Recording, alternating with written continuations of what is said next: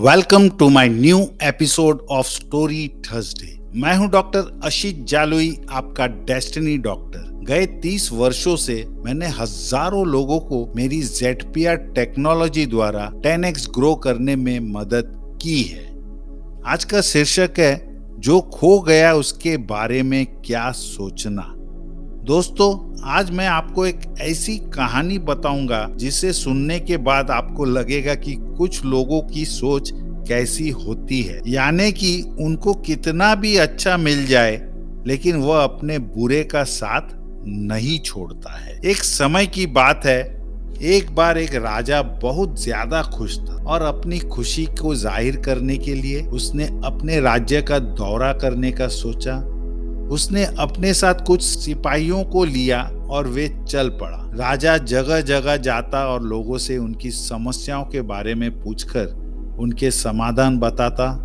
लोग राजा से अपने परेशानियों का समाधान पाकर खुश हो रहे थे और राजा भी बदले में उनको सोने का एक सिक्का उपहार में दे रहा था।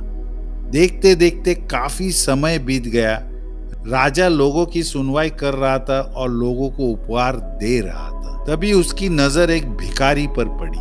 भिखारी उदास बैठा था। उसने उस भिखारी को बुलाया और सैनिकों को आदेश दिया कि तुम एक सोने का सिक्का इसे भी दे दो। सैनिकों ने उसे सोने का सिक्का दे दिया। सिक्का लेकर भिखारी जैसा ही थोड़ा आगे पहुंचा तो बगल में एक नाला था। भिखारी का सोने का सिक्का उस नाले में गिर गया। भिखारी परेशान हो गया। बड़ी मुश्किल से उसे सोने का सिक्का मिला था जिसे उसने खो दिया। भिखारी उस सोने के सिक्के को ढूंढने के लिए मेहनत करने लगा। काफी देर से वह मेहनत कर रहा था। राजा ने जब यह देखा तो उसने अपने सिपाहियों से कहा कि उसे वापस बुलाओ। सिपाही उसको बुला कर लाए। भिखारी ने राजा को अपनी दास्तान सुनाई।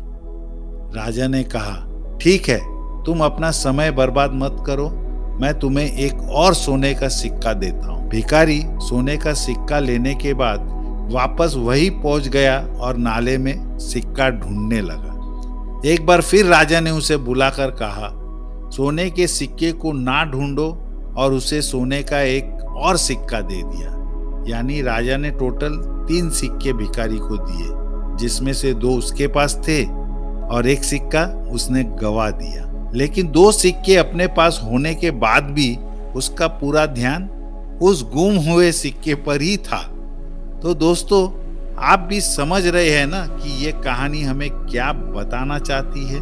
कई बार हम अपनी जिंदगी में हमेशा जो अच्छा मिल रहा है उस पर ध्यान देने के बजाय हमारे साथ जो बुरा हुआ है उस पर ही अपना पूरा ध्यान लगाते हैं।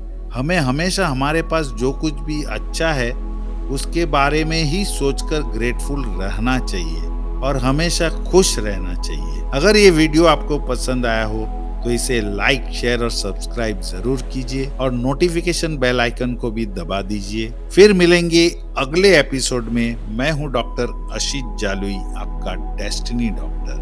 धन्यवाद।